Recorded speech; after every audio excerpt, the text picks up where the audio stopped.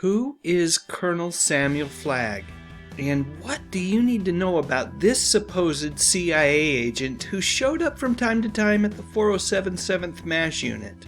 Well, given that of all of the characters who made sporadic appearances on the show, Flagg, along with Dr. Sidney Friedman, is perhaps at the top of the list in terms of fan favorites. So it makes sense that we might want to spend a few minutes talking about the character and the actor who played him.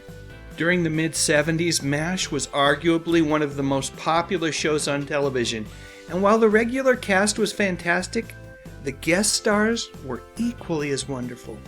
Among those occasional characters was Edward Winter, who played Colonel Samuel Flagg, a very neurotic CIA officer, hot on the trail of those who might be communists or communist sympathizers. Flagg was something of a one-trick pony. His stick was always the same, but you know what? At least for me, it was always funny. Now, there is some debate amongst hardcore m.a.s.h fans regarding the actual number of times that Flagg showed up on the show. The number is either 6 or 7, depending on whether you believe the appearance of Winter as Captain Halloran during the Season 2 episode Dill Me Out was actually Colonel Flagg undercover. There is a point in a later episode where Flagg refers to a card game that occurred during that episode that would allow you to connect the dots and bump Flagg's episode count up to 7. That said, until I started doing my research for this video, I would have sworn that Flagg had been in more than just 6 or 7 episodes. His character was that memorable, that much fun, and along with the writers who came up with the character, a ton of credit for Flagg's immense popularity has to go to the actor himself.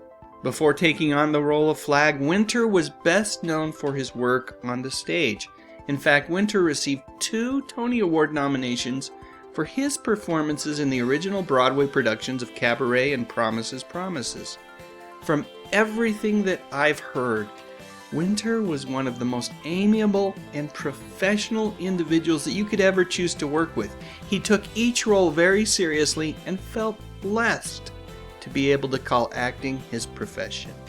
After m.a.s.h, Winter signed on for the 2nd season of Jack Webb's Project UFO, which was an anthology series that aired on NBC. The show was based loosely on actual documented UFO sightings and really had a bit of an X-Files vibe going for it. Yep, imagine a mashup of that show along with Dragnet, and you've got a fairly good idea of what this show was all about. After Project UFO ended, Winter returned to play Colonel Flagg one last time on the m.a.s.h spin-off After m.a.s.h. I must admit that I haven't seen this particular episode. One of these days I'll have to track it down. Throughout the 80s and 90s, Edward found steady work, mostly making guest appearances on TV shows, as well as showing up in both television and theatrical movies. While I remember his appearance as Clark Gable in the Scarlett O'Hara War, yep, that's right, Colonel Flagg played Clark Gable. It was his appearances in a couple of director Bob Clark's movies that stand out to me for some strange reason. Neither of them were huge roles, but in each case I remember thinking, hey, there's Colonel Flagg. Of course, Bob Clark's greatest achievement had nothing to do with either of these movies. It is this movie, for oh so many reasons. Bob Clark's fine body of work, as well as his tragic passing, is a topic that one of these days I'll have to make a video about. But not today, because today is all about this man. A master of disguise, an enigma, a man of mystery. Some people might even have referred to him as the Wind. Flagg once said this about the ingenious way that his mind worked.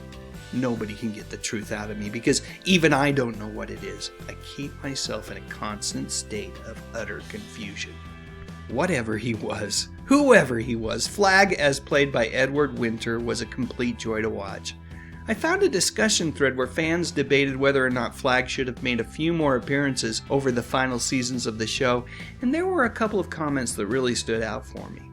A feller named Doug said, add my vote to the idea that Flagg was used just enough, and his final episode, Rally Round the Flag Boys, was very fitting and well done, complete with Charles giving him his comeuppance, and Hawkeye's line, they'll take your decoder ring for this, it was perfect. Conversely, another fan named Craig said this, but one more appearance in the final season would have been great. They knew the series was wrapping up, so some quips from Hawkeye about what Flagg will do with his spare time when the war's over could have opened things up. I could imagine Edward Winters squinting at Hawkeye saying something about there still being important work to do at home.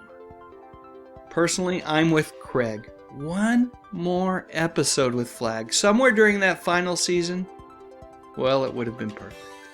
One little interesting bit of trivia, actor J. Kenneth Campbell showed up on another favorite TV show of mine a couple of times, Matlock, playing a character who was, in many ways, an updated version of Flagg. And even more interesting was the name of the character, FBI agent Ed Wingate. Not all that different from Ed Winter. I truly have to believe that the Matlock folks were doing their best to subtly tip their hats with a wink and a nod to one of the all-time great characters on television. Another master of deception and disguise. Yep, good old Colonel Flagg. Sadly, Edward Winter is no longer with us. He passed away at the way too early age of 63 after a brave battle with Parkinson's disease. His body was cremated, and his ashes were very appropriately scattered at sea, carried away by the wind. So that's it. What do you think? Did you enjoy Colonel Flagg on m.a.s.h? And do you think the handful of appearances that he made on that show were enough? Let me know in the comments section, and while you're at it, I'd love a thumbs up if you enjoyed this video. And I would be absolutely honored if you would consider subscribing to my channel. I talk about music, movies, and television mostly from the 50s, 60s, 70s, and 80s. You know, the good stuff. But most importantly, and as always, thank you so much for watching.